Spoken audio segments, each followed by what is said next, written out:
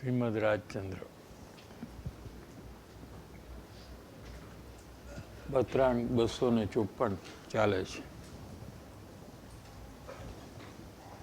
मोक्ष मार्ग की प्राप्ति के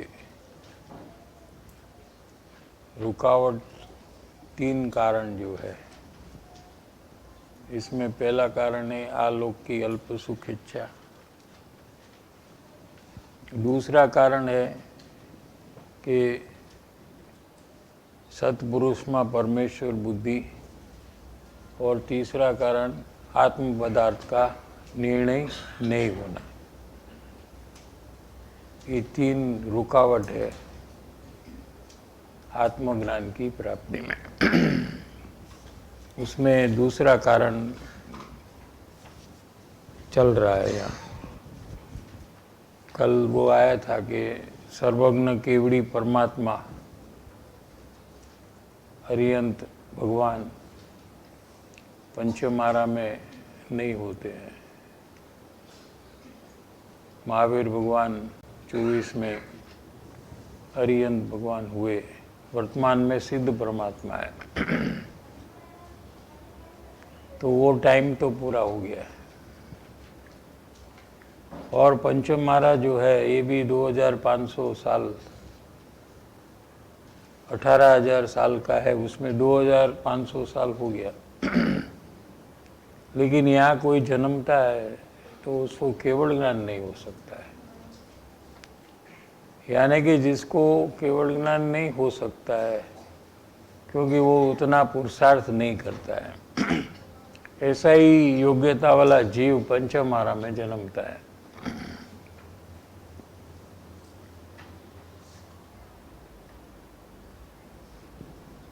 और मुनिराज जो है वो भी 500-700 साल हो गए, कोई सच्चे भावलिंगी संत यहाँ नहीं हुए।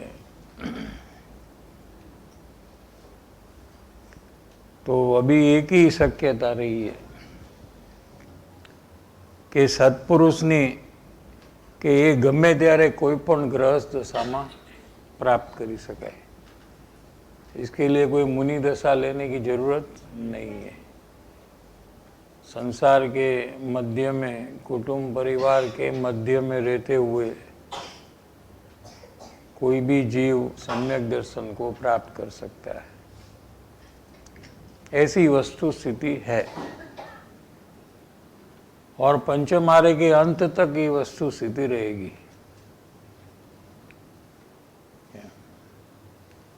आम होवाथी आ एक वर्तमान काळનું महाविवेक છે કે સત્પુરુષમાં જ પરમેશ્વર બુદ્ધિએ જો જોવામાં આવે तो एक જોનારની યોગ્યતાની એક वास्तविकता है। जो देखता है उसके अंदर में ऐसी योग्यता प्रकट होती है।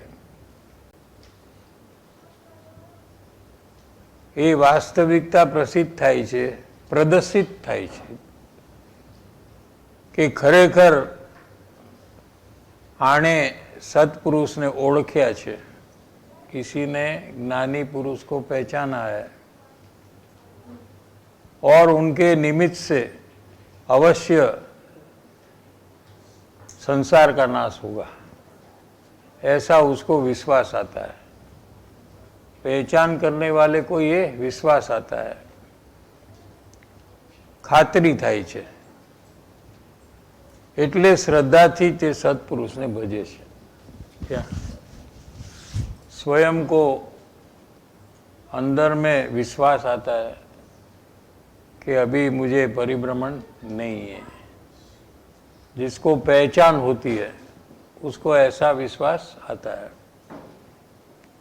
इसलिए उसको बहुमान होता है।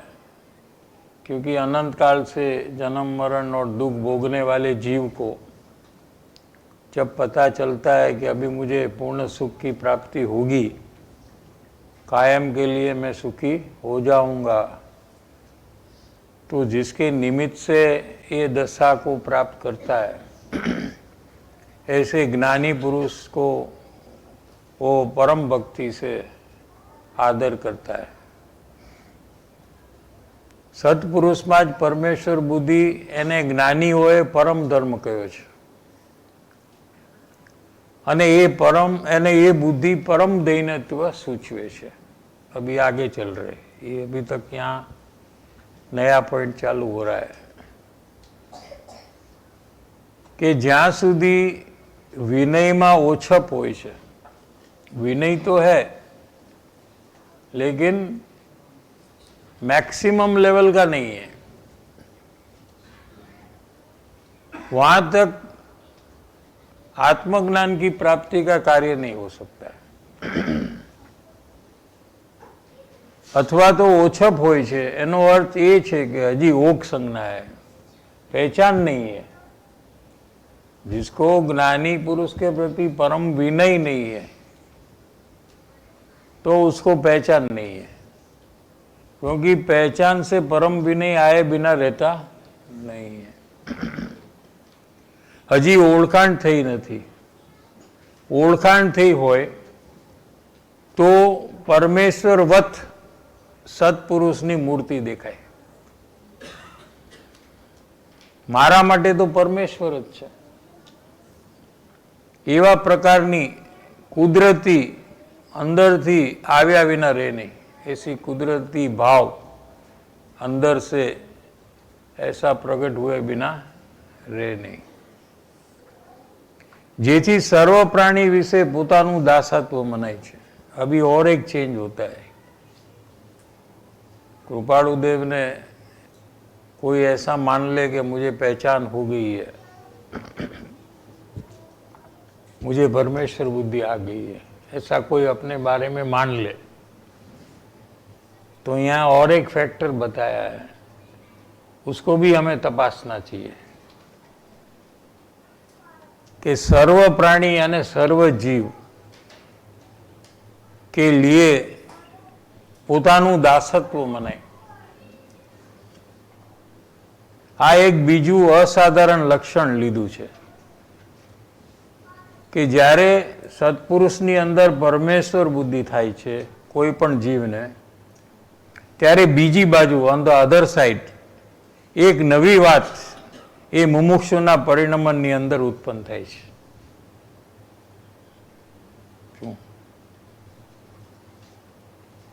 અને તે એ છે કે એને સર્વ પ્રાણીનું દાસત્વ મનાય છે।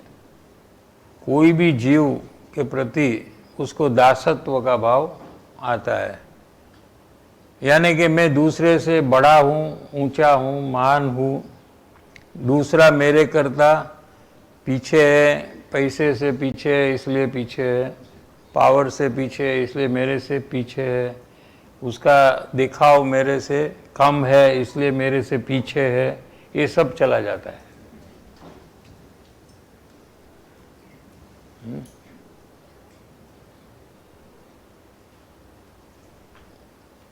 ये प्रकारनी दृष्टि हती ये चाली जाए छे।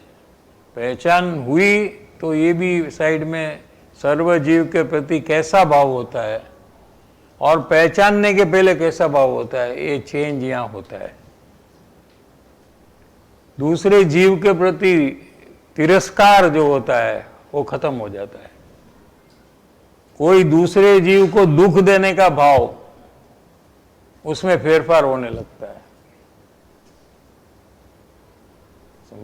ऐसा नहीं कि उसको दूसरे जीव की कठोरता में कुछ फर्क नहीं पड़े। यहाँ परमेश्वर अंतर परिणमन जब ज्ञानी में देखा तो उसको लगता है कि ऐसा ही सब जीव परमेश्वर है।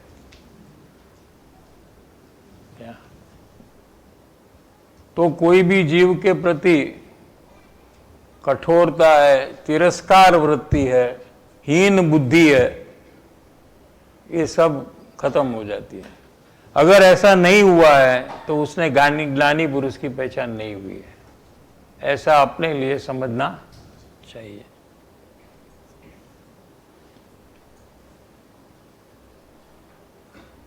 सर्व आत्मा समदृष्टि द्यो, आ वचन ने हृदय लखो। 15 साल की उम्र में कृपालुदेव ने ये वचन लिखे हैं कि सर्व आत्मा जितने जीव है ये मेरे जैसे है, सम दृष्टि, सम इक्वल, कोई मेरे से नीचा नहीं है, सब मेरे समान है। एक तो દ્રવ્ય દ્રષ્ટિની અપેક્ષા એ બધા મારા જેવા છે, દ્રવ્ય અપેક્ષા તો સબ પરમાત્મા ही है। અને જ્યારે સર્વ પ્રાણીનું દાસત્વ માનવું છે, પછી તો ન કોઈ ઉપર આક્રમણ કરવું કે ન તો કોઈથી હું વિશેષ છું, એ પ્રકારનું અભિમાન થાય। मैं दूसरे से बड़ा हूँ, महान हूँ, दूसरा मेरे से कम है, ये प्रकार ઊભો થતો નથી। એ મુમુક્ષુની એક નમ્રતાની ચરમ सीमा છે। देखो, ज्ञानी की पहचान हुई, परमेश्वर बुद्धि आई, तो दूसरे जीव के प्रति कैसा भाव हो जाता है, क्योंकि दूसरे जीव भी परमेश्वर है। जैसे ज्ञानी में परमेश्वर को देखा तो पहचान हुई, मनुष्य का शरीर को गौण कर दिया, अंदर में जो राग द्वेष है उसको भी गौण कर दिया, इग्नोर किया, और उसके पीछे जो परमात्मा पद का अनुभव कर रहे हैं, ऐसी पहचान जब हुई तो दूसरे दुनिया के सर्व जीव के प्रति दासत्व भाव हुआ। क्या ये एक नया परिणाम पहचान वाले जीव को उत्पन्न होता है।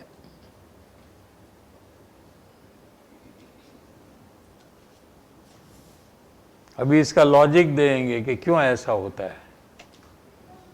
एक बात पाछड़ बहु ઊંડું लॉजिक है कि ऐसा क्यों होता है। केम के स्वरूपे करीने पोतानो आत्मा सर्वोत्कर्ष पदधारी सिद्ध समान है। पोतानो आत्मा केवो है? सिद्ध समान। जैसे सिद्ध परमात्मा सिद्धालय में है, क्या वैसा ही मेरा आत्मा द्रव्य दृष्टि से सिद्ध समान है। वर्तमान अवस्था में मैं संसारी हूं, रागी हूं, द्वेषी हूं, मोही हूं, लेकिन मेरा स्वरूप ऐसा नहीं है। क्या मेरा स्वरूप तो सिद्ध समान है। वो स्वरूप को भूलकर मैं पर के आधार से राग द्वेष मोह कर रहा हूं,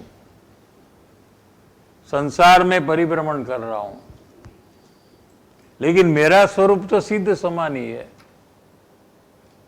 समझ में आ रहा है कि नहीं? पण एवा पदना दर्शन एणे नीच पद में उच्च पद मान्यु होय त्यां सुधी थता नथी। स्वयं सिद्ध समान है तो इसका श्रद्धा ज्ञान क्यों नहीं हो रहा है? क्योंकि जो मुझको मनुष्य बहु मिला है, मनुष्य गति मिली है, उसमें वो नीच पद है।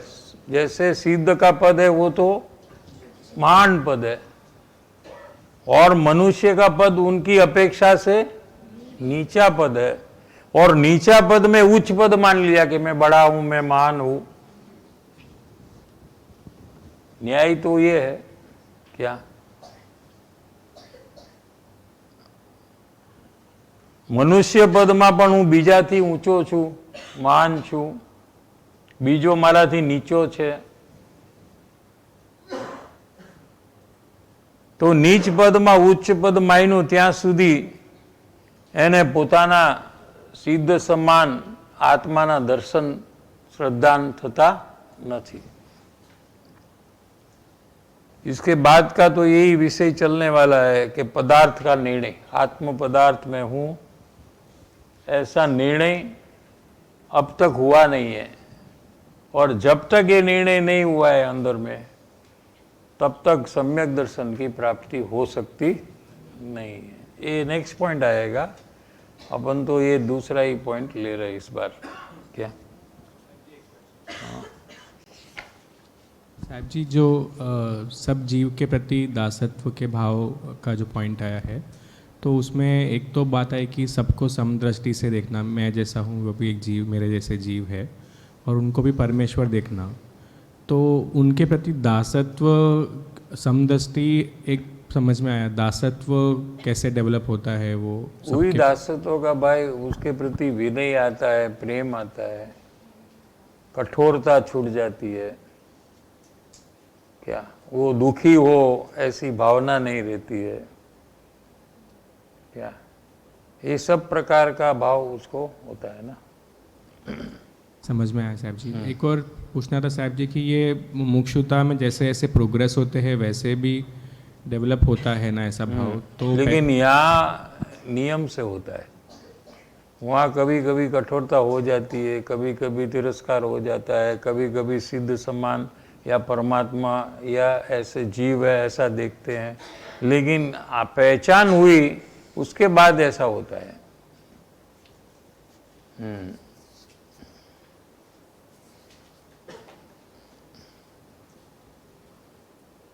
तो उसके भावों में कितना फर्क आ गया, उसका नया बंधन में भी कितना फर्क आ गया।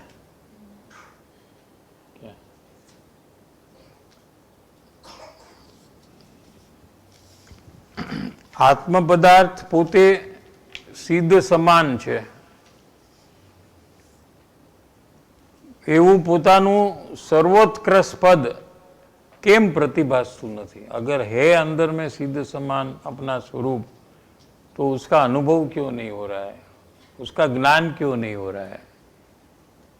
निर्णय થઈ શકતો નથી, उसका निर्णय भी नहीं हो रहा है, કેમ કે એને નીચ પદમાં ઉચ્ચ પદમાં એનું છે, अपने को बड़ा महान क्या और दूसरे को छोटा हीन माना है, दूसरे के प्रति तिरस्कार का भाव आता है, दूसरे जीव के प्रति।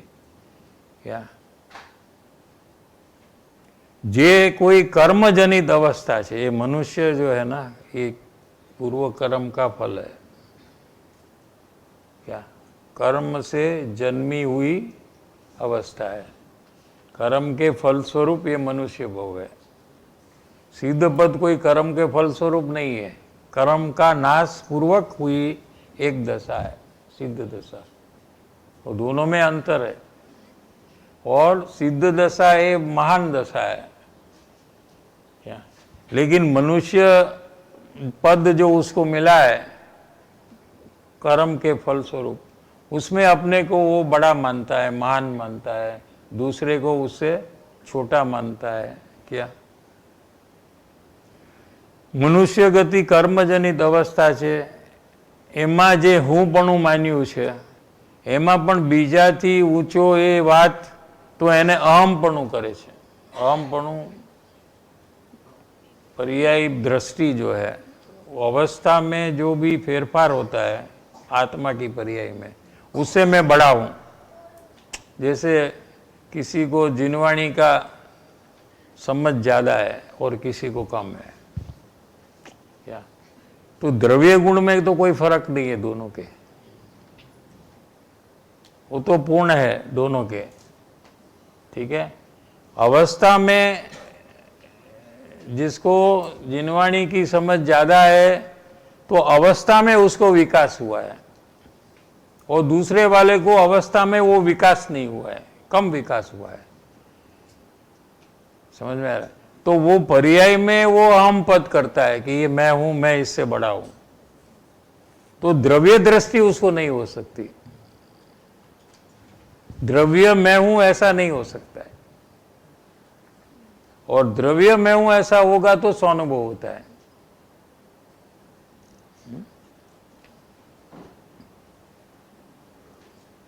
और संयोग अपेक्षा से अपने को बड़ा मानता है। पैसा ज़्यादा है संयोग में तो वो मानता है कि मैं बड़ा हूँ, पावर है किसी के पास ज़्यादा तो वो मानता है कि मैं बड़ा हूँ, क्या रूप है किसी में ज़्यादा तो जिसका रूप नहीं है उससे मैं बड़ा हूँ, महान हूँ, ऐसा मानता है। क्या तो ये तो सब संयोग की अपेक्षा से है, पुद्गल का परिणाम है, ये तो जीव का परिणाम नहीं है ये। क्या और जीव के परिणाम में भी जो विकास हुआ दूसरे से ज़्यादा, और वो पर्याय मैं हूँ, वो पर्यायी दृष्टि है, ये मिथ्या दृष्टि अज्ञानी है।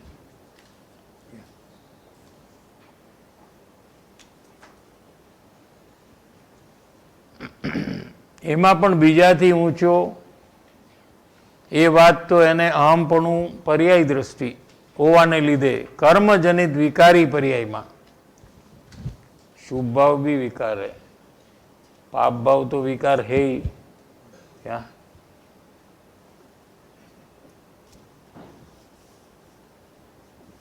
पर्यायी बुद्धि, पर्याय में मैं हूं ऐसी जो बुद्धि, ये अभिमान है जीव का, एक परिणति रूप है।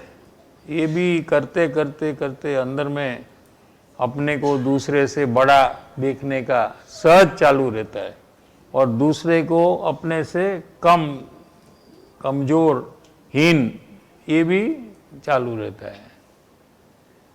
विचार विकल्प कर्या विना एवी परिणति एने चालती होय छे, ये भाव एने निरंतर वर्ततो होय छे। तो ये गलत जगह में बैठ गया है।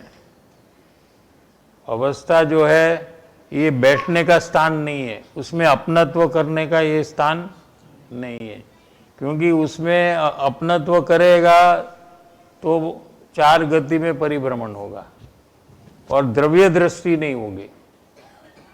पर्याय में हूं तो द्रव्य में हूं ऐसा नहीं है। जो द्रव्य को अपना मानता है, अनंत गुण संपन्न द्रव्य, और मेरा द्रव्य सिद्ध समान है, वही मैं हूं ऐसा जो मानता है, उसको पर्याय जो है वो मैं हूं ऐसा छूट जाता है। ऐसा रहता, पर्याय रहती है, लेकिन पर्याय मैं हूं ऐसा नहीं रहता है।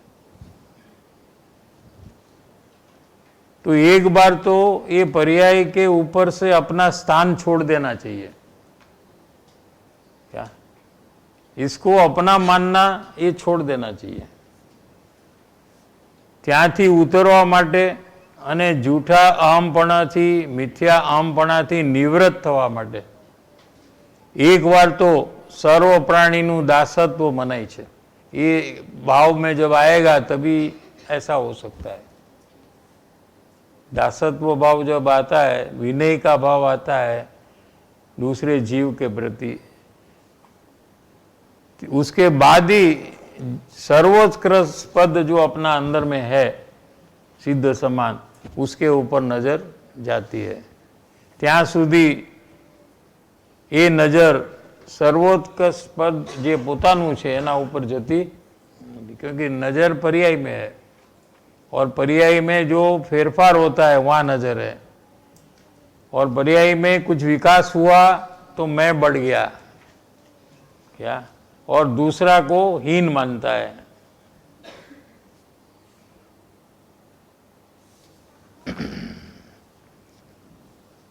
आ एनु एक लॉजिक है कि तू खोटा स्थाने बेसी गयो छो।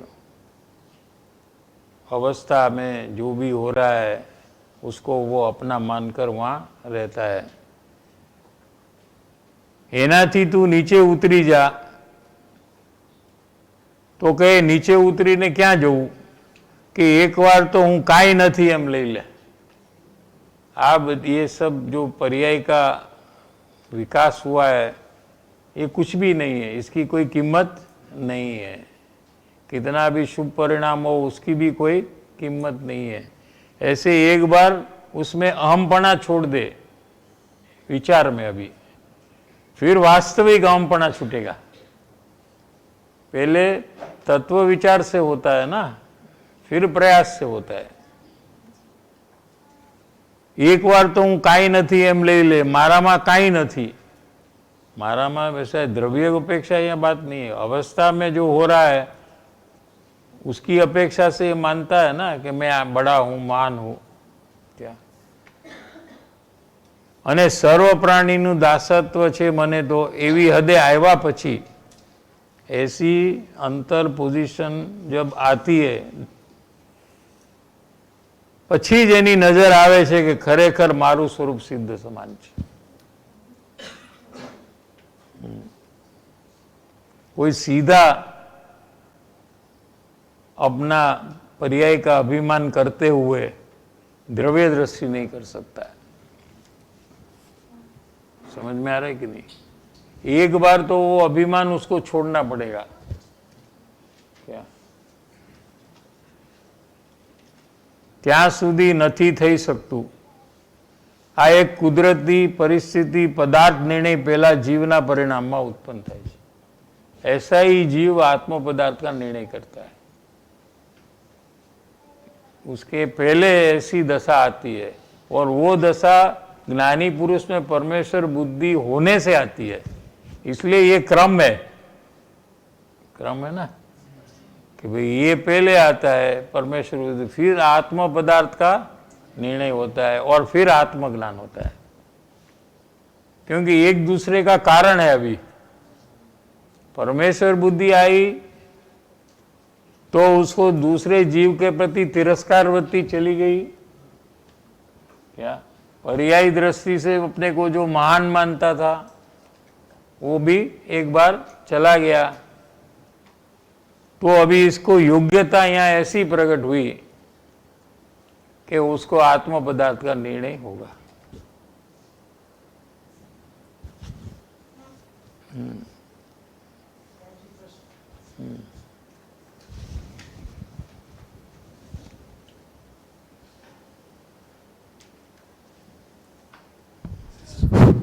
साहब जी, पर्याय में भी जो फेरफार हुआ वो भी तो मुझ में ही, पर्याय में ही फेरफार, वो भी मुझ में ही फेरफार हुआ ना, क्योंकि वो अज्ञान में से ज्ञान में भी तो वही परिवर्तन पहले होगा ना। पर्याय का ही आगे चल के प्रोग्रेस जो हो रहा है वो पर्याय द्वारा ही हो रहा है ना, जो ज्ञान भी नहीं, पर्याय में फेरफार जो होता है वो क्या फेरफार होता है कि पर्यायी अवस्था में जो शरीर को अपना मानता है, पर पैसे को अपना मानता है, पत्नी को अपना मानता है, क्या उस पर्याय उसको छोड़कर पर्याय में मैं आत्मा हूं सिद्ध समान ऐसा मानता है। क्या समझ में आ रहा है कि नहीं? हाँ, ये परिवर्तन आपका पर्याय का। हाँ जी, पर्याय में प्रति समय परिणमन होता है वो नहीं। क्या वो तो होता है, क्रोध के बाद मान होता है, मान के बाद माया होता है, ये सब परिणमन होता है, वो बात यहाँ नहीं है। पर्याय में पर वस्तु मेरी है, मैं शरीर हूँ, कुटुंब मेरा है, पैसा मेरा है, पर पदार्थ मेरा है, मैं पर पदार्थ का कार्य करता हूँ, ये छोड़कर, हाँ, मैं तो सिद्ध समान हूँ, अनंत सुख से भरपूर पदार्थ हूँ, ज्ञान स्वभावी हूँ, जानने का कार्य मैं करता हूँ, राग का कार्य मैं नहीं करता हूँ, कुटुंब का कार्य तो करता ही नहीं हूँ। क्या ये बदलाव आता है? सब ये विचार से ही अभी हो रहा है ना, मुझे तो अभी पहले विचार आएगा, लेकिन विचार से नहीं होता है, अपनत्व स्वरूप में करने से होता है, पर में अपनत्व छोड़ने से होता है, उसके विचार से भी नहीं होता है। लेकिन पहला विचार आता है, लेकिन विचार से नहीं होता है। विचार आए बिना रहता नहीं है। क्या करना और क्या छोड़ना उसका विचार तो आएगा पहले, बराबर है, और निर्णय करेगा कि मुझे पर में अपनत्व छोड़ना है और आत्म पदार्थ में अपनत्व करना है, ऐसा निर्णय होगा। फिर भी आत्मा में अपनत्व नहीं होगा जब तक वो उसका प्रयास नहीं करेगा। सिर्फ विचार कर कर छोड़ दे तो नहीं होता है। हाँ साहब जी, उस अनुरूप प्रयास में प्रथम किस प्रकार से प्रयास में आता है मेरे जैसा अज्ञानी साहब जी? प्रथम क्या है कि शरीर, कुटुंब, परिवार ये तो मेरे से एकदम अलग है। क्या समझ में आया? तो पहले तो वो उसको अपना जानता था, वो पहले छोड़ने का प्रयास करता है, क्योंकि वो तो मेरे एरिया में बाहर है, मेरी एरिया में भी नहीं है। आत्मा के द्रव्य गुण पर्याय तीनों में वो शरीर नहीं है, कुटुंब नहीं है, पैसा नहीं है, कुछ भी नहीं है। उसका क्षेत्र ही अलग है, आत्मा के क्षेत्र में ही नहीं है वो। समझ में आया? और फिर जो रागादि भाव होते हैं उसके उसके आश्रय से पैसा को देखकर क्या होता है? अच्छा लगता है। पैसा વધારે આવે तो खुश થઈ જાય, ચાલ્યા જાય तो द्वेष, राग और द्वेष, ठीक है। वो राग द्वेष के भाव में उसको अवलोकन कर कर आकुलता पकड़ में आती है, तो उससे वो अलग होने के लिए तैयार होता है। ये समझने से नहीं होता है, जिनवाणी का समझने से और जिनवाणी से निर्णय किया कि ये स्व है और ये पर है, फिर भी आत्मज्ञान नहीं होता है। समझ में आ रहा है? क्योंकि रागादि भाव में जब तक आकुलता नहीं लगती है तब तक उसको भेद ज्ञान ही उत्पन्न नहीं होता है। भेद ज्ञान की उत्पत्ति का एकमात्र कारण क्या है कि रागादि भाव में दुख लगे, आकुलता दुख लगे, तो वो वहां से छूटने के लिए तैयार होता है। जो प्रयोग आप कर रहे हैं ना सब लोग, रागादि भाव का आपका एक्सपीरियंस क्या है क्या? हाँ, तो वो प्रयोग करते करते अगर आपको उसमें आकुलता का अनुभव होगा, ठीक है, तो कोई भी राग में आकुलता का अनुभव होगा। और राग तो 24 घंटे चलता है, तो फिर मुमुक्षु को आकुलता भी सतत लगेगी, तो वो वहां रहना नहीं चाहेगा और बाहर की क्रिया करेगा तो भी राग तो चालू रहेगा, आकुलता चालू रहेगी, क्या दुख चालू रहता है, तो फिर वहां से हटने के लिए तैयार हो जाता है। सुख प्राप्ति करने के लिए वो तैयार होता है। तो वो कैसे हो कि अपना स्वभाव ही सुख रूप है, तो अपने स्वभाव तरफ वो झुकने का चालू हो जाता है और राग से पराडमुख होता है और स्वभाव के सन्मुख होता है। इसको भेद विज्ञान कहने में आता है, और भेद विज्ञान से आत्मज्ञान होता है। ये पूरा क्रम। समयसार में एक श्लोक है, भेद विज्ञान सिद्धा सिद्धा किल केचनम, जितने सिद्ध हुए सब भेद विज्ञान से हुए, और जितने संसार में रहे हैं सो भेद विज्ञान के अभाव से रह रहे हैं। भेद विज्ञान ही आत्मज्ञान का कारण है। भेद माने जुदा होना। जुदा किससे होना? राग से होना, दुख से होना, आकुलता से होना। क्या? लेकिन आकुलता में रहते रहते जीव को अभी उसमें भी अच्छा लगने लगा है। वो गुरुदेव उदाहरण देते थे कि टाटा की जमशेदपुर में जो भट्टी है, स्टील बनता है ना, टाटा स्टील, तो उसमें तो बहुत गर्मी चाहिए ना, फायर, क्योंकि मेल्ट करना है। हाँ, मेल्ट करने के लिए कितना अग्नि का उष्णमान चाहिए। हाँ हाँ, तो वो भट्टी में एक उंदर रहता है, गुरुदेव ने कहा इसे, क्या, और वो आराम से रहता है जिंदा वहां। ऐसा उसका शरीर है, क्या, उसको वहां अच्छा लगता है। अगर उसको बाहर निकालो तो मर जाएगा। क्या? तो क्या वहां अच्छा है क्या? नहीं है। ऐसे अज्ञानी को राग द्वेष में रहने में अच्छा लगता है। अभी क्या? दुख नहीं लगता है, क्योंकि वो राग द्वेष का अनुभव अंदर में तपासता ही नहीं है। उसका ज्ञान पर द्रव्य में लीन हो गया है, शरीर में, कुटुंब में, परिवार में। क्या वो जो जानता है उसको बदलना चाहता है, कंट्रोल करना चाहता है। क्या और उसकी सावधानी, जागृति वहीं है। वहां से अगर निवृत्त हो, थोड़ा फ्री हो, तो वो टाइम में जो अंदर में राग द्वेष होते हैं, वहां तक उसका ज्ञान जाए तो उसको आकुलता पकड़ में आएगी। हाँ, वहां तक मुझे ले जाना है उस अनुभव तक। खाली विचार से, निर्णय से नहीं होगा, ये कार्य करना पड़ेगा। कि ज्ञान आपने पर में जो रोक रखा है, क्यों रोका है? कि अपना अधिकार चलाना है, वहां अपनी इच्छा से उसको बदलना है। क्या ये सब में आपको फर्क जब तक नहीं पड़ेगा तब तक ज्ञान अंतर्मुख होगा ही नहीं, और आत्मज्ञान हो सकता नहीं।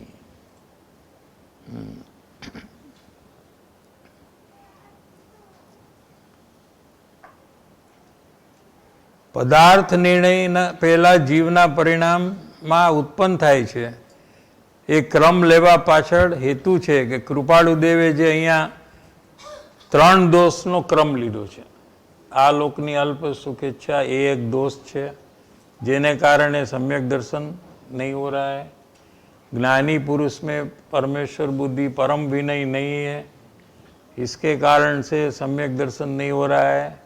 मैं आत्मा हूँ ऐसे आत्म पदार्थ का निर्णय हुआ नहीं है, इसलिए सम्यक दर्शन नहीं होता है।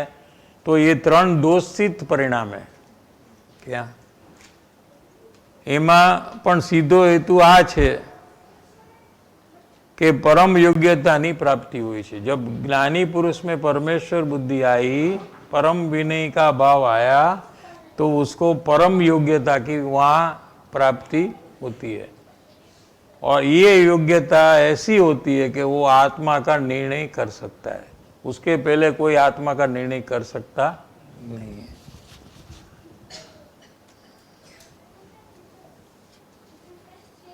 જ્યારે સર્વ પ્રાણી વિશે પોતાનું દાસત્વ મનાય છે અને પરમ યોગ્યતાની પ્રાપ્તિ હોય છે, એ પરમ દૈનત્વ એટલે સત્પુરુષ પ્રત્યે પરમેશ્વર બુદ્ધિ સાથે સાથે સર્વ પ્રાણી પ્રત્યે અવિનાભાવી પોતાનું દાસત્વ, ये दोनों एक साथ रहता है। कौन सा दो?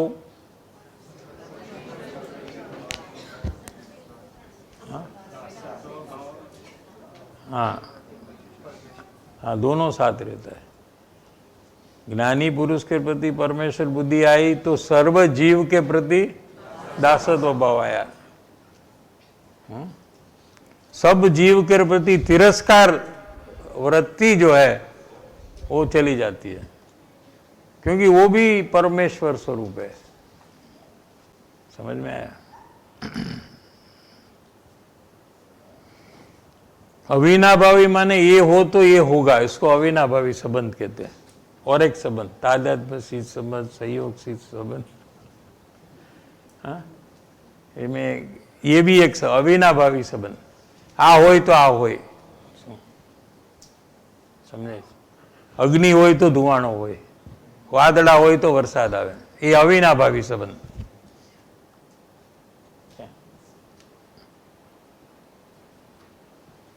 तो परमेश्वर बुद्धि हो तो यहाँ दासत्व भाव होता है। तो दो में से एक नहीं हो ऐसा बनता नहीं है। પોતાનું દાસત્વ એવું જે પરમ દૈનત્વ જ્યાં સુધી આવૃત રહ્યું છે, जब तक ये प्रकट नहीं हुआ है ત્યાં સુધી जीवनी योग्यता प्रतिबंध युक्त हुई है। यहाँ ये जीव रुक गया है, जैसे किसी को बांध कर रख दिया है और वो आगे जा नहीं सकता है, ऐसे जीव ने अपने को वहां बांध कर रख दिया है, आगे के कार्य में वो प्रवेश नहीं कर सकता है। इसका नाम प्रतिबंध युक्त। ત્યાં સુધી જીવની યોગ્યતામાં મોક્ષ માર્ગની પ્રાપ્તિ ના આડે એક મોટો પ્રતિબંધ છે, वहां रुक जाता है ये जीव। અને એ પ્રતિબંધ ખસ્યા વિના કોઈને મોક્ષ માર્ગની પ્રાપ્તિ ભૂતકાળમાં થઈ નથી, વર્તમાનમાં થવાની નથી, ભવિષ્યમાં પણ નહીં થાય। ये भाव भूमिका में आए बिना जीव को सम्यक दर्शन की प्राप्ति हो ही नहीं सकती। आ त्रणेय काळे अबाधित सिद्धांत है। ये कोई पंचमारा का सिद्धांत नहीं है, तीनों काल में यही सिद्धांत है। महाविद्यालय क्षेत्र में भी इस तरह से ज्ञानी होते हैं। समझ में आया? तो तीनों काल में ऐसा ही है, यूनिवर्सल लॉ कहते हैं ना आप। हाँ?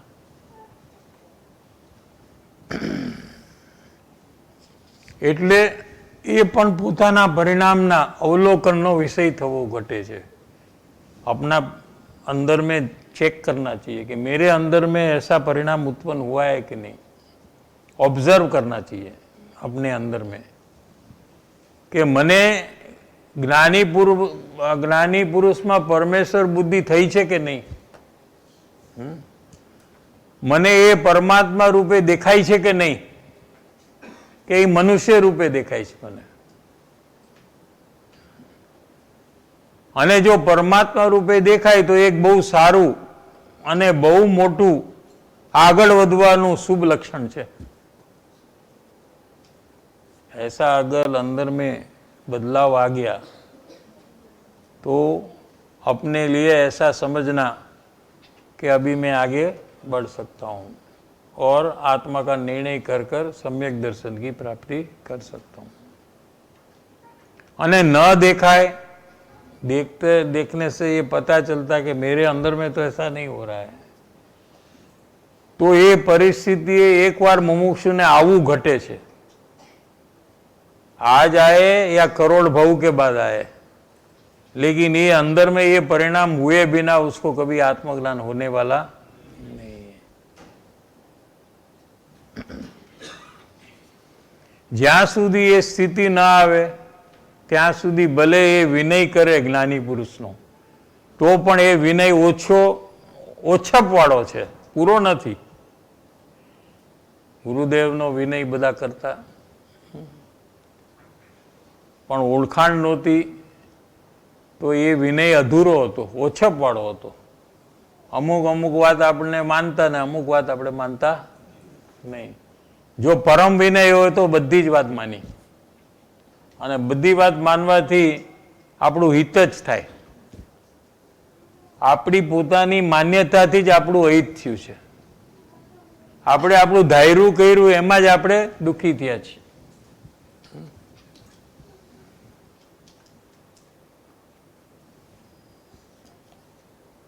એ વિનયમાં અધુરાશ છે, એ વિનયમાં ક્ષતિ છે, કમી है। એ વિનય पर्याप्त मात्राમાં नहीं, ये रिक्वायर्ड लेवल में नहीं है। पर्याप्त माने रिक्वायर्ड, मात्रा माने लेवल में नहीं है। अने ये योग्यता में प्रतिबंध युक्त है। ये विनय की कमी जो है ये जीव को प्रतिबंध युक्त है, वहाँ वो रुक जाता है। मोक्ष मार्गनी प्राप्तिनी आशा राखवी त्यां सुधी व्यर्थ है। कोई कहे कि मुझे सम्यक दर्शन हो जाएगा, तो ये ऐसा होने वाला नहीं है। अभी 91 पेज से आगे लेंगे क्योंकि वहाँ ये विषय चल रहा है।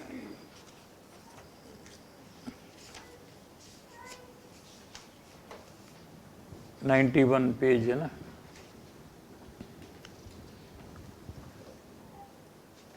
ये त्रणेय कारणों घणું કરીને अमने मळेला घणा खरा मुमुक्षुमा हमें जोया। क्या कहते हैं, ये दोष जो है ना, तीनों दोषित कार्य है। आलोक में सुख बुद्धि अल्प होना ये दोष है जीव का। इसलिए आत्मा में से सुख उसको अनुभव में नहीं आता है, क्योंकि पर में सुख मान लिया है उसने। तो ये जीव का दोष है। और ज्ञानी पुरुष का जो विनय होना चाहिए वो उसमें कमी है, ये एक दोषित परिणाम है, और अंदर में आत्मा है उसका निर्णय नहीं है, ये भी एक दूषित परिणाम है। तो कृपाणुदेव ये 125 साल पहले लिखते हैं, 100, 125, 150, कितना साल हुआ? हाँ, 150।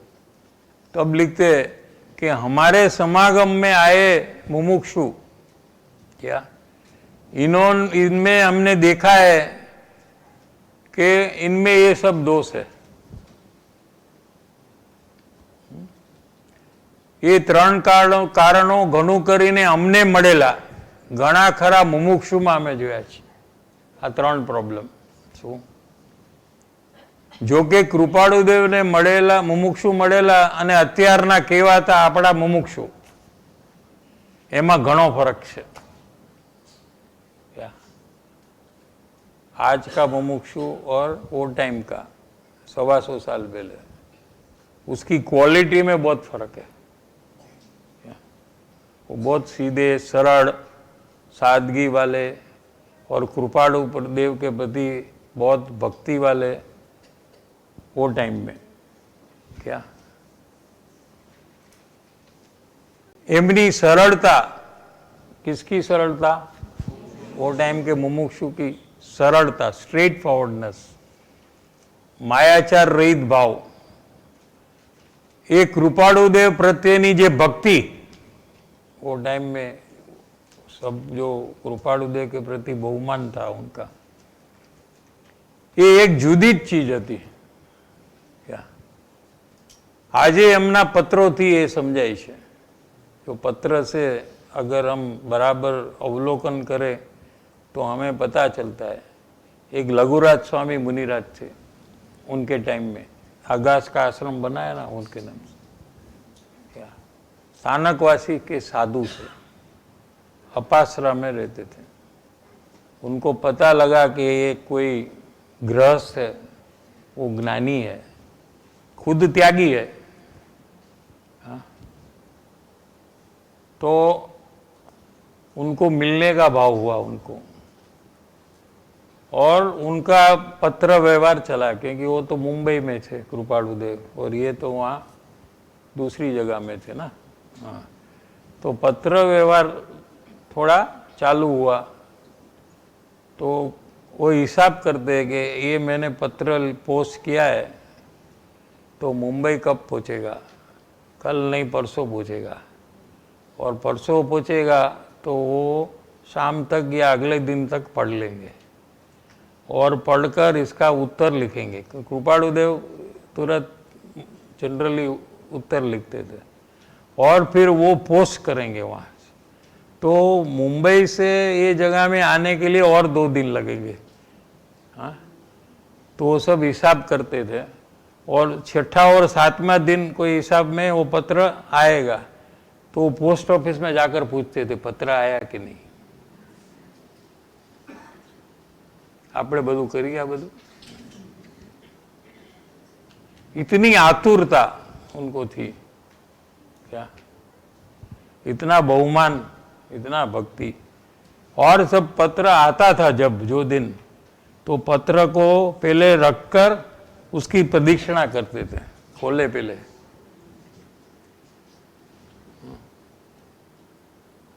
इस प्रकार के लोग वहाँ मुमुक्षु वो टाइम पे थे। फिर भी कहते हैं कि इनके अंदर में संपूर्ण विनय नहीं है। तो बोलो शू करવું?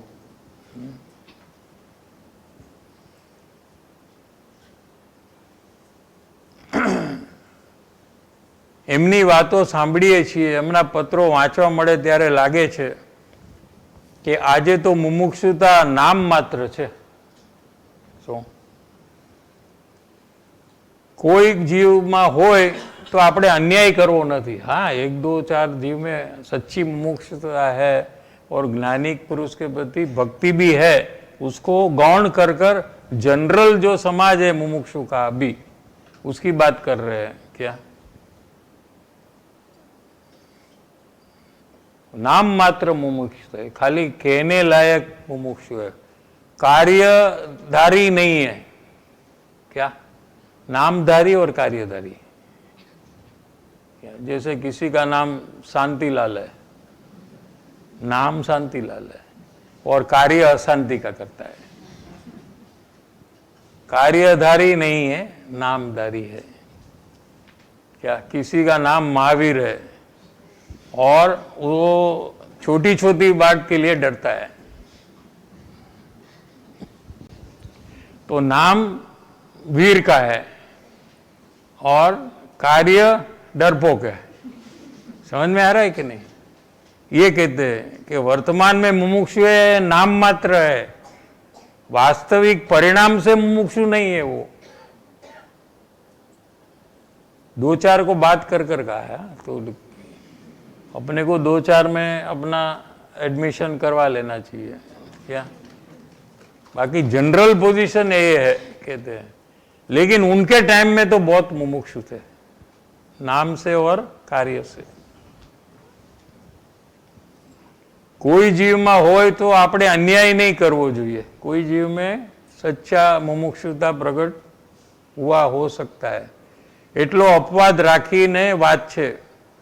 પણ બાકી તો મુમુક્ષુતા પરદેશ ગઈ છે, अभी यहाँ है ही नहीं। जीव यहाँ है और मुमुक्षुता परदेश चली गई है घूमने को, माने उनमें नहीं है। એવી મુમુક્ષુ સમાજની પરિસ્થિતિ છે, તો બાકીનાની વાત તો કરવાની રહેતી નથી। એટલી સરળતા, એટલી નમ્રતા, એટલી ભક્તિ જે મુમુક્ષુને હોવી જોઈએ, જે એમના ટાઈમમાં હતી, એવું અત્યારે ઘણું ઓછું દેખાય છે। લાસ્ટ લાઈન જો इसमें, માત્ર બીજા કારણની કોઈ ન્યૂનતા કોઈ કોઈને વિશે જોઈ। देखो अभी एक बात कर रहे कि 3 प्रॉब्लम तो है हमारे समागम में जो मुमुक्षु आए। इसमें हमने देखा कि वो लोग को आलोक की अल्प सुख इच्छा भी है, वो लोग को भी ज्ञानी पुरुष में परमेश्वर बुद्धि नहीं आई है, और वो लोग को आत्मा का निर्णय किसी को हुआ नहीं है। ऐसा हमने देखा है हमारे समागम में जो मुमुक्षु है, उसमें हमने ये 3 दोष देखा है। समझ में आया कि नहीं? लेकिन बीजा कारणनी कोई न्यूनता कोई कोई विषय जोई है। तो दूसरा पॉइंट है परमेश्वर बुद्धि वाला, उसमें अच्छा विनय हमने देखा है। न्यूनता, 2 नेगेटिव्स मेक 1 पॉजिटिव। क्या समझ में आया कि नहीं? जो फर्स्ट और थर्ड पॉइंट है वो तो ठीक नहीं है, वो तो गड़बड़ वाला है। आलोकनी अल्प सुख इच्छा उसमें गड़बड़ है, वो भी बहुत दोष हो रहा है। और पदार्थ का निर्णय भी वो भी गड़बड़ वाला है, वो भी नहीं है सही। लेकिन जो दूसरा दोष है ना, वो दोष थोड़ा कम है, यानी विनय ज्यादा है। हाँ। मात्र बीजा कारणनी कोई न्यूनता, न्यूनता माने कमी, दूसरा दोष थोड़ा कम है, माने विनय बहुत है। कृपालु देव का विनय बहुत है, लेकिन पूरा नहीं है। परम विनय नहीं है, वो भी कहते हैं। अगर परम विनय है तो दोष ही कहां हुआ?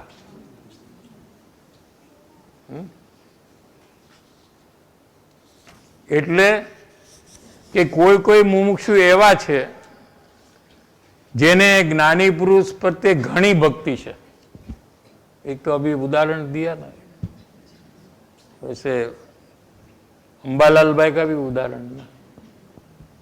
आत्मसिद्धि नडियाद में जब लिखी, 1.5 घंटा हुआ, तो बाजू में खड़े हैं ना 1.5 घंटा, हाँ, वो अंबालाल भाई है।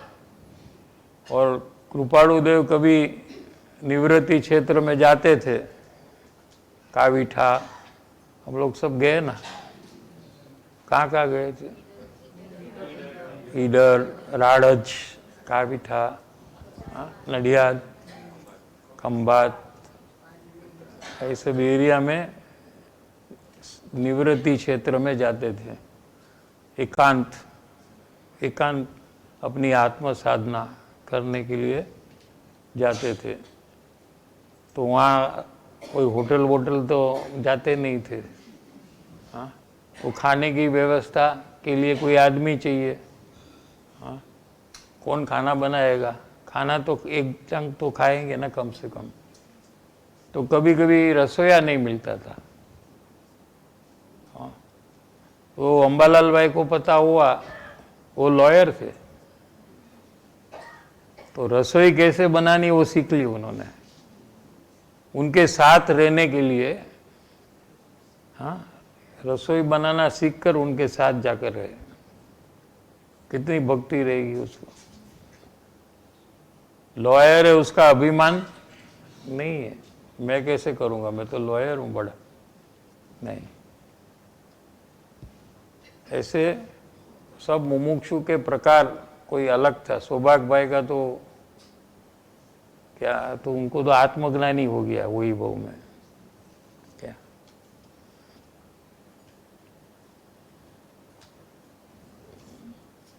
तो क्या कहते हैं कि कोई कोई मुमुक्षु है हमारे समागम में, उसको सत्पुरुष के प्रति बहुत भक्ति है, अनन्य भक्ति है। अन्य कोई पदार्थ के लिए इतनी भक्ति बहुमान नहीं है जैसा कृपाणु देव के लिए है। એને અનન્ય કહેવાય। એવો કોઈ મુમુક્ષુ છે, એ કોઈ મુમુક્ષુને એ કારણ, દૂષિત કારણની હાનિ દેખાય છે, બીજા કારણની। બાકી બીજા બે કારણ તો હજી દેખાય છે કે જેમાં સ્વરૂપનો નિર્ણય નથી થયો આત્માનો, જેમાં ક્યાંય પણ સાતા અનુકૂળતામાં સુખ બુદ્ધિને રસ આવી જાય છે। क्या मुमुक्षु को कोई साता वेदनी हो क्या, तो उसमें सुख बुद्धि हो जा रही है। उनके समागम में जो मुमुक्षु उसकी बात करते क्या, सुख बुद्धि थी रस આવી જાય છે। એ દોષના બે પ્રકાર તો જોવામાં આવે છે। ટાઈમ થઈ ગયો છે ને, કાલે લેશું પછી આગળ।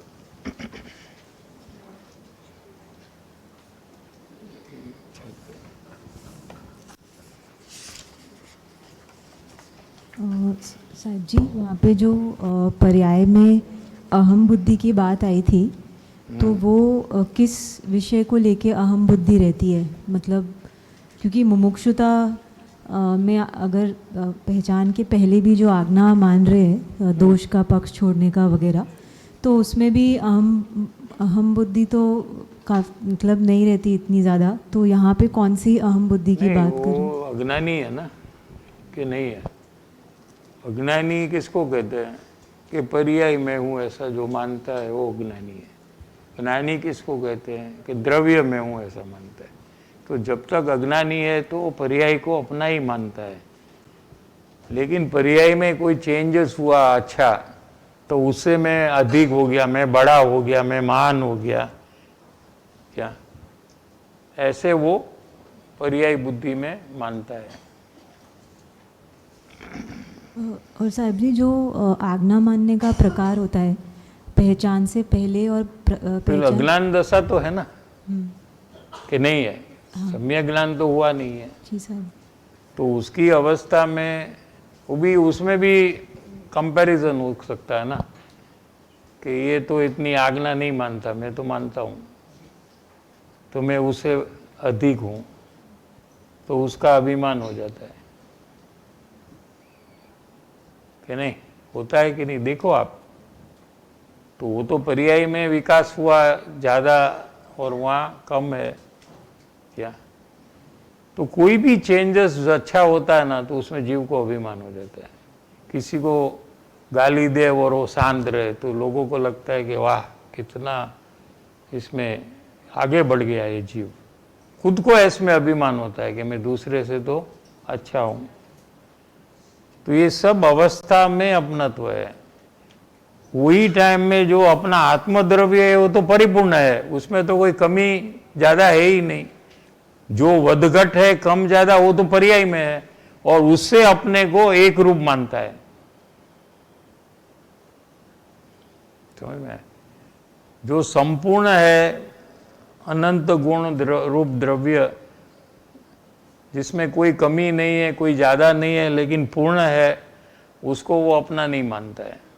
और जो उसमें कम ज्यादा हो रहा है, उसमें जब ज्यादा विकास हुआ तो मैं आगे बढ़ गया, मैं दूसरे से अधिक हूं, ऐसा मानना ये अज्ञान है। तो साहिब जी, तो उसमें ऐसा प्रश्न था कि आप इसमें जो बात आई तो पहचान के बाद वैसा नहीं रहता है, ऐसा बताने चाह रहे हैं क्या? नहीं, आत्मज्ञान जब तक नहीं होता तभी ये प्रॉब्लम चालू रहता है। अज्ञान है ना, आत्मज्ञान नहीं है तो क्या है? अज्ञान है। तो अज्ञान का परिणाम ही ये है कि कोई भी अवस्था में चेंज हुआ, उससे मैं चेंज हो गया, ऐसे मानना। क्या ये अज्ञान जैसा है। आज्ञा में आता है तो ये अज्ञान वो छोड़ने का प्रयास करता है। अज्ञान छोड़ने की आज्ञा होती है और वो प्रयास भी वो करता है, लेकिन कार्य तो पूरा नहीं हुआ। वो प्रयास में कभी छोड़ दे बीच में तो वापस अहम बुद्धि बढ़ जाती है ना। जब तक आत्मज्ञान न हो तब तक वो आज्ञा में रहे और जैसा कहा वैसे करे तो बच जाता है। जी साहिब जी, वो समझ नहीं आया कि ये पहचान से कैसे रिलेटेड हुआ, क्योंकि अभी नहीं, पहचान के रिलेटेड नहीं है, लेकिन अज्ञान का रिलेटेड है। पहचान जो करता है तो ये अज्ञान मिटेगा उसके लिए वो करता है, लेकिन मिटा तो नहीं है ना। हाँ, आत्मा है, उसका निश्चय होना चाहिए इसके बाद, तभी क्या होता है, उसके बाद वो द्रव्य में अपनत्व कर कर आत्मज्ञान की प्राप्ति करता है। ओके साहिब जी, जो आज्ञा मानने का जो प्रोसेस है, तो वो पहचान के पहले और पहचान के बाद में क्या डिफरेंस रहता है साहिब जी, वो समझना था। तो पहचान के पहले वो समझा है कि आज्ञा मानने से मेरा हित होगा, तो कोई कोई आज्ञा उसको पसंद नहीं है, फिर भी उसने नक्की किया है, तो वो आज्ञा ऐसे मानता है। सहज रूप भाव नहीं आता है सब में। कोई भी बात में ऐसी एक दो बात ऐसी भी हो सकती कि जो उसको मानना पसंद नहीं है, फिर भी उसकी समझ में है कि इससे ही मेरा फायदा है, इसलिए वो मानता है। ठीक है, थोड़ा आर्टिफिशियलिटी हो गया, नेचुरल नहीं रहा, लेकिन पहचानने के बाद ये नहीं होता है। एक पॉइंट, पहचानने के बाद आज्ञा मानने का उत्साह होता है, खुशी होती है, आज्ञा मानने के लिए वो तत्पर रहता है। वो डरता नहीं है कि क्या मुझे कहेंगे और मैं नहीं कर सकूंगा, मैं करूंगा, नहीं किया तो क्या होगा, ये सब उसको निकल जाता है। जैसे बोलते हैं ना कोई कि मैं तो इसलिए कि आप कुछ कह दे और हमको करना पड़ेगा, हाँ हमको डर है, इसलिए हम समागम भी नहीं करते, कभी कभी बात भी नहीं करते हैं कि हमारे से नहीं होगा, ऐसा कुछ आ गया तो क्या करेंगे हम। हाँ, ये पहचान नहीं हुई है उसका लक्षण है। पहचान हुई तो उसको हर्ष से खुशी है, क्योंकि उसको दिखता है कि मेरा परिभ्रमण नाश होने वाला है, ये पूरा मानते हुए मेरा काम पूरा हो जाएगा, तो उसको बहुत हर्ष है, खुशी है वहाँ। और ये हर्ष के कारण से वो सहजता आती है आज्ञा मानने में। क्या, और स्पीड भी बढ़ती है। टाइम जो लगता है कि आज करूं, कल करूं, अभी करूं, शाम को करूं, हाँ पहले ये करूं, पहले वो करूं, ये सब निकल जाता है, वो सब करने ही लगता है। ऐसा। थैंक यू साहिब जी। साहेब जी, जो तीनों रुकावट के कारण अभी आपने बताया, तो उसमें भी कुछ सीक्वेंस है साहब जी कि पहले ये दोष निकालने का हाँ, प्रयास वो तो है ना, वही तो कहा ना, पहला दूसरे का कारण तो कहा ना। पहले आलोक की अल्प सुख इच्छा जाती है क्या, और दूसरा ज्ञानी के प्रति परम भी नहीं आता है, तीसरा आत्मा का निर्णय होता है, एक क्रम है। उसके बाद आत्मज्ञान होता है, ये फाइनल। आत्मज्ञान के बाद मुनि दशा आती है, मुनि दशा के बाद केवल ज्ञान होता है, केवल ज्ञान के बाद सिद्ध दशा होती है, पूरा क्रम है। पहले वाला नहीं हुआ तो दूसरा नहीं होता है।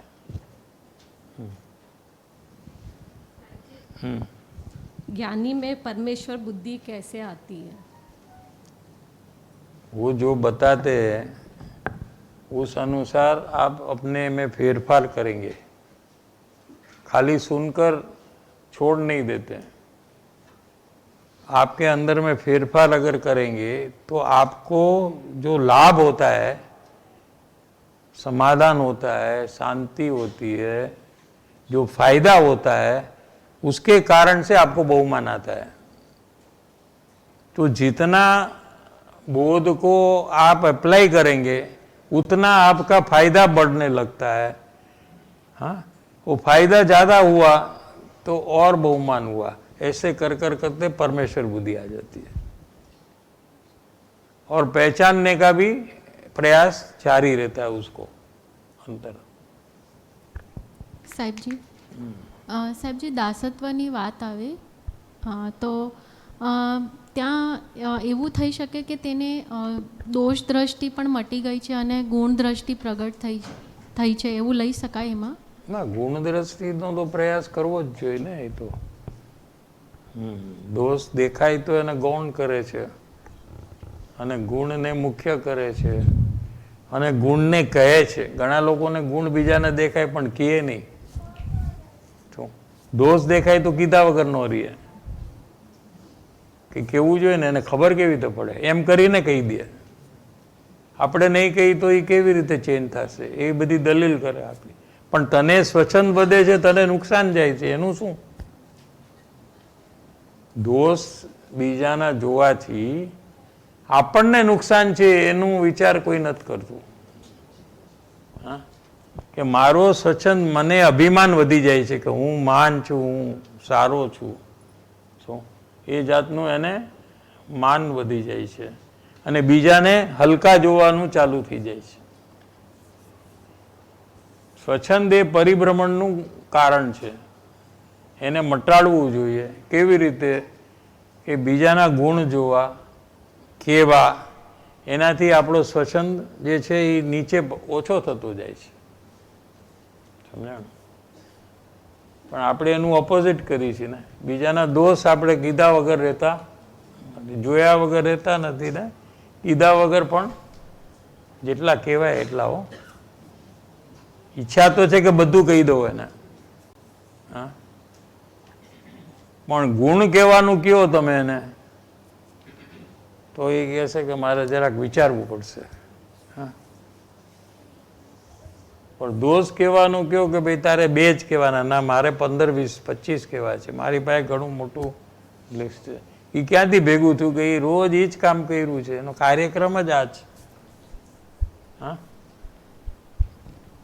સાહેબજી, અભિમાનની વાત આવીને તો સાહેબજી મને મારામાં એવું લાગે છે કે કોઈ આવીને અગર ગુણ વ્યક્ત કરે તો ત્યારે હજી સારું તો લાગે જ છે ત્યાં. તો સાહેબજી એ કેવી રીતે હું હટાવું? અભિમાન એના માટે નથી. અભિમાન તમારી પાસે કાંઈ બીજા કરતાં સારું હોય સંયોગમાં તો તમને એનું અભિમાન થાય છે. એ અભિમાન સંયોગ અપેક્ષાએ અને પર્યાય અપેક્ષાએ કીધું તું. આમાં પર્યાયમાં કંઈક સુધારો થયો, શું બીજાની અપેક્ષાએ, તો તમને અભિમાન થાય કે હું આગળ છું. એ જાતનું જે અહમભાવ થાય છે, એ પર્યાયનું એકત્વ છે, એ જ અજ્ઞાન છે. सर इसमें पेज नंबर 50 में एक जो बात भाई श्री ने यहाँ पे पेज नंबर 50 में 50 पेज नंबर में वैशी ने एक बात लिया कि जिसके निमित्त तत्व होने के कारण परमेश्वर बुद्धि मुझे आती है, और वहाँ पे मतलब 4-5 बार रिपीट किया, तो उसमें कुछ विशेष 4-5 बार ऐसे यहाँ पे रिपीट हुआ। वास्तविक परिस्थिति छे, योग्य परिस्थिति छे, तो अलग अलग शब्द है ना, तो रिपीट कहाँ किया है? वही शब्द मेरे को ऐसा वास्तविक, रियल, योग्य, पात्रता, सब एक एक शब्द का अर्थ है, वो अर्थ समझना चाहिए ना।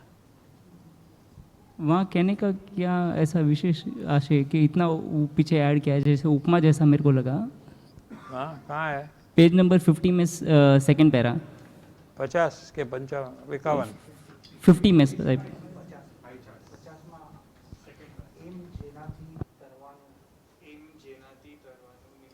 हाँ हाँ, तो इसमें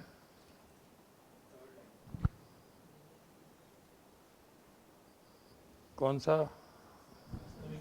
एक वास्तविक परिस्थिति है? वो वास्तविक माने ट्रू, रियल परिस्थिति है कि परमेश्वर बुद्धि आई तो इस प्रकार का दासत्व भाव उसको होता है।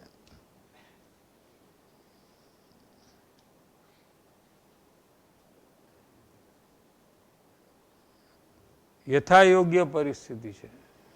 यथा योग्य माने वो भूमिका में जैसी योग्य है वैसी होना, उसको यथा योग्य कहते हैं। क्या यथा माने जैसी होनी चाहिए। यथा, यथा शब्द का अर्थ जैसी होनी चाहिए। क्या होनी चाहिए? जैसी, योग्य माने कोई परिणाम जो स्थान में होना चाहिए वही स्थान में वो परिणाम हो, उसको यथा योग्य परिणाम कहते हैं। जैसे आगे के परिणाम अभी वर्तमान में हो तो यथा योग्य नहीं है वो। जैसे कि कोई अज्ञानी है और दीक्षा लेकर जंगल में चला जाता है, तो यथा योग्य परिणाम नहीं है, उसकी भूमिका के अनुरूप वो परिणाम नहीं है। क्या उसके पहले उसको आत्मज्ञान की प्राप्ति करनी चाहिए, तो वो यथा योग्य परिणाम है। समझ में आ रहा है? अच्छे ही परिणाम है दीक्षा लेने के, लेकिन ये टाइम में नहीं। आत्मज्ञान होने के बाद, पंचम गुणस्थान में आने के बाद जीव दीक्षा लेकर वो योग्य परिणाम है तब। क्या तो ये भूमिका में ये परिणाम उत्पन्न होना ही चाहिए, क्या नेतर आगे का काम उसको नहीं होगा। ऐसा यथा योग्य परिणाम। क्या और फिर क्या है? અને એ પરિસ્થિતિ આવી જોઈએ ને, પરમેશ્વર બુદ્ધિ થાય ત્યારે એના અંદરમાં આવી પરિસ્થિતિ આવી જ જોઈએ, એમ સહજપણે હોવી જોઈએ, પરાણે નહીં, जबरदस्ती नहीं, नेचुरल कोर्स में होना चाहिए ऐसा अंतर परिणाम। बहुत जोर दिया है एकदम उसको। हाँ, क्योंकि सम्यक दर्शन का कारण है ना वो, इसलिए यहाँ बहुत जोर दिया है इसको। सामान्य बात नहीं है ये।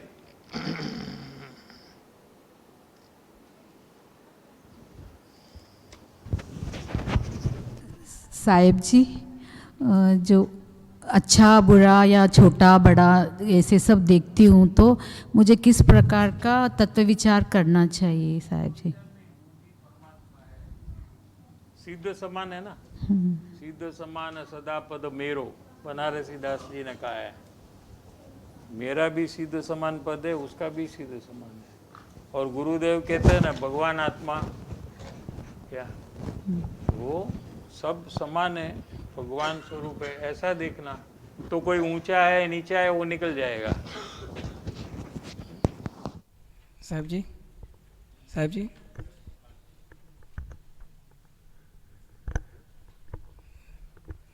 अभी जब बताया ना आपने कि अहम पन्नू का जो बताया, तो उसमें ऐसा लगा कि अंदर में ऐसा परिणाम पकड़ में आता है।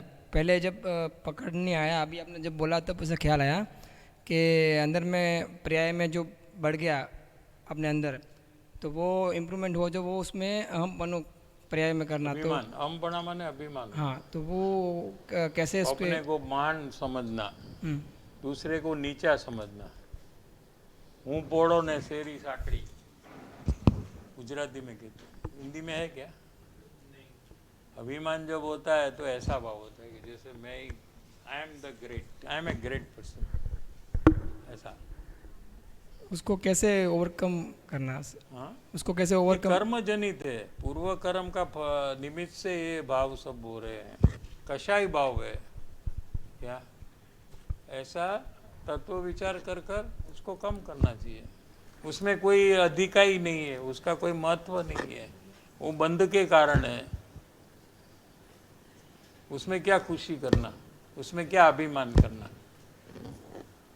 क्या अपना अभिमान हुआ तो अपना निषेध करना चाहिए कि क्या मैं कर रहा हूँ, नीच पद में मैं खुशी हो रहा हूँ, मैं तो सर्वज्ञ स्वभावी हूँ, ऐसे।